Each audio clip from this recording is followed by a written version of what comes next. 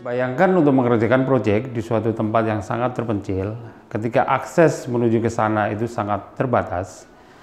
Hanya ada satu pesawat komersial yang bisa menjangkau di sana, dan kemudian akses terhadap pelabuhan juga susah. Jadi untuk membawa material, membawa peralatan juga susah. Peralatan yang akan dipakai di sana harus kita sewa misalkan selama proyek itu berlangsung selama 1 tahun.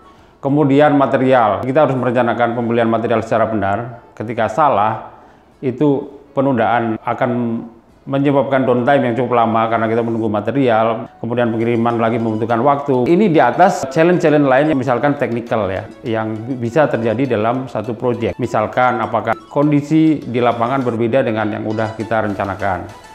Kemudian kondisi cuaca, terutama kalau kita di offshore ya, cuaca bisa sangat ekstrim di daerah-daerah offshore.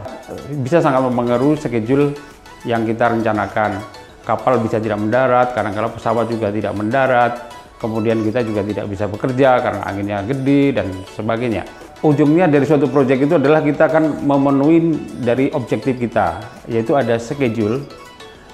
Schedule-nya harus on time, misalkan 1 tahun, karena kita terbatas oleh waktu, karena dia harus misalkan itu harus segera digunakan. Dari segi cost dia tidak boleh melebihi cost yang udah kita rencanakan.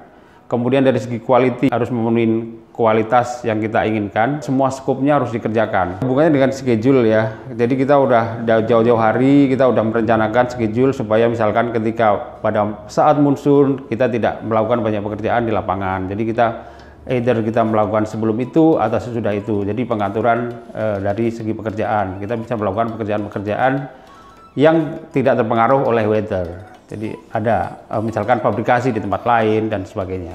Jadi kalau di remote area ini sangat penting, terutama kalau misalkan pekerjaan-pekerjaan offshore ya. Itu penundaan 1 hari itu costnya bisa sangat tinggi. Terutama kalau misalkan kita instalasi offshore ketika kita harus nyewa kapal. Dan juga kita harus selalu tahu bahwa terutama untuk di oil ya, oil and gas, nomor 1 dari project yang harus diingat adalah safety.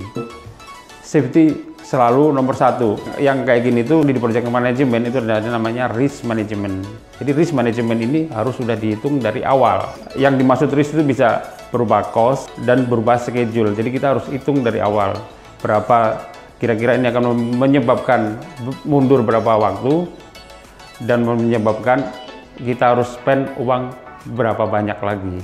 Ini dipertimbangkan dalam skop proyek keseluruhan sehingga keseluruhannya itu masih masuk dalam budget kita. Untuk proyek yang di remote area, risk management adalah sangat penting. Ini kita harus rencanakan dari awal.